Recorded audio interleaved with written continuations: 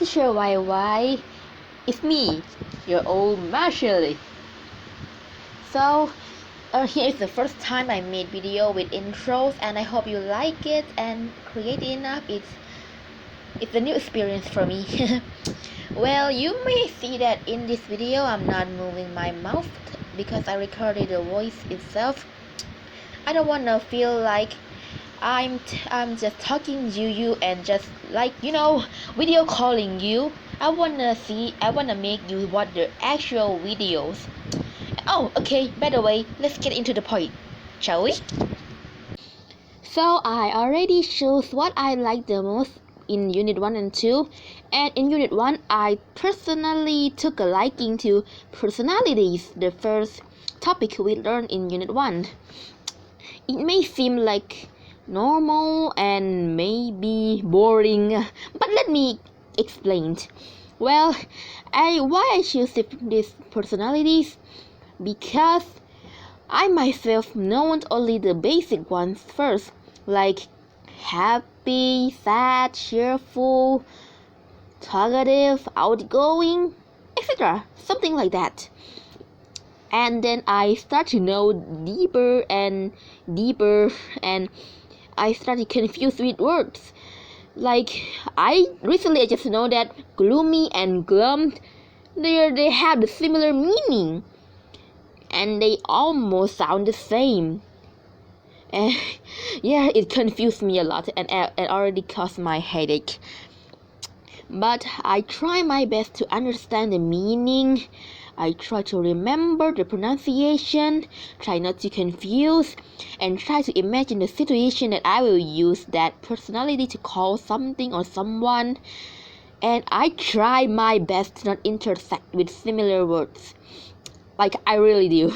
Some had exactly the same, and I sometimes pronounce it wrong. I try memorize it repeatedly until I got a headache. Almost caused my brain to blow. Well, back then I always used my feelings to judge that this might be the answers, and oh, that must be correct. But I always wrong, always. But for my favorite part is when I got to interviewing a friend. You remember when we are in the Zoom call and you just paired us up to ask others about what we do at home during COVID-19. I remember you paired me up with Alinda, and I really enjoyed it because me and Alinda, we aren't that close, and I'm always curious about what is her deeper personality could be. She seemed to be a cheerful girl, talkative and smart. But when I got to interview her by person, I soon know more about her other side that I dare not mention it here. I remembered I put a lot of efforts on the first online sheet you gave us. I was so excited. I tried my best, and now I'm not confused anymore.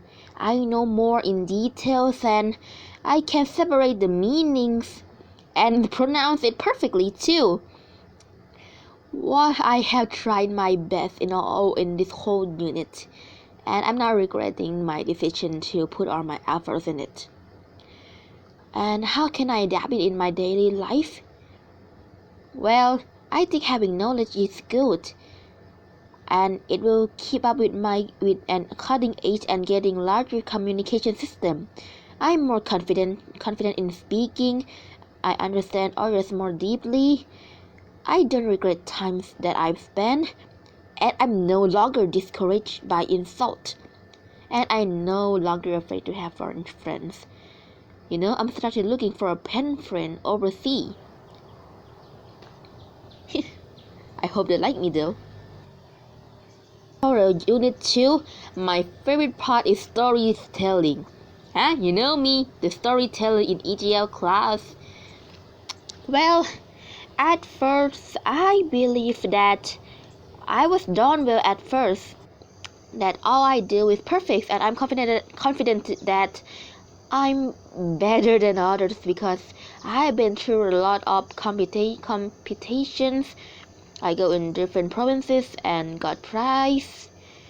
And when I learned this unit, I realized that, hey, from what I thought, I don't need to know more, and it went terribly long.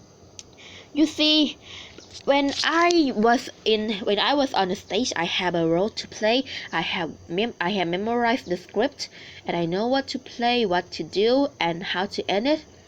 But when I have to tell someone's story in real life, it turned out to be a mess. Why? Because I don't know how to start it properly, and sometimes I didn't even end or have it summarized. That messed up. That is when I learned in your class about it, about the start, the story, and the summary. I think back and I am afraid that I'm not doing well at all. Well, I tried my best to learn new principles, more tips, and I tried to change tone of my voice. I tried everything to improve my skills. My most creative part is when you remembered when you quiz us to do a storytelling video. That's my most creative part when I was composing the storyline. I began to think that how I could tell it in a fun way and what sound effect I gonna use.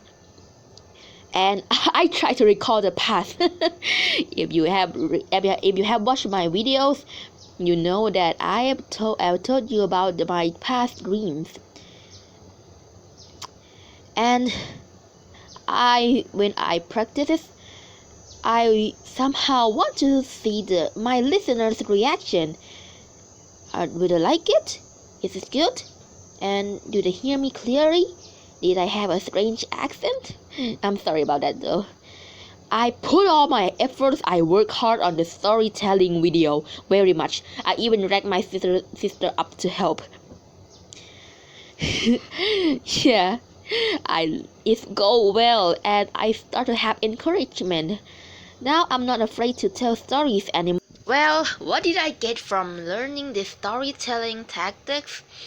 I probably said, whenever I tell anyone my tales, they won't be confused anymore. Well, that's all for today. Thank you so much for watching and listening. And I want to tell you that I'm glad I have you as a teacher for this whole 5 years I have studied with you since Battalion 1. I'm glad that I know you, and I'm happy that I have you as the English teacher. You are one of my favorite foreign teachers in each of your classes. Can't wait to meet you if I got a chance to, if we finally ran away from this COVID-19 situation. Well, let's pray that day came soon. I want to see you at school. Bye, teacher YY. I hope you enjoyed my presentation.